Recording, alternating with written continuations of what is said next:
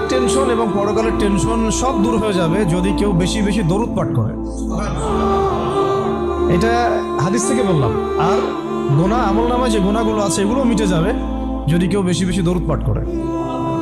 একজন সাহাবী রাসূল সাল্লাল্লাহু আলাইহি ওয়াসাল্লামকে বলেছিলেন, ইয়া রাসূলুল্লাহ, আমি আমার দোয়ার মধ্যে কতটুকু দরুদ পড়ব? আমি কি 1/4 দরুদ পড়ব? নবীজি বলেছেন সাল্লাল্লাহু আলাইহি ওয়াসাল্লাম, তুমি পড়তে পারো, চাইলে আরো বাড়াতে পারো, বাড়ালে তোমার জন্য উত্তম। ইয়া রাসূলুল্লাহ, আমি কি তাহলে 3/1 দরুদ পড়ব আর 2 ভাগ দোয়া করব?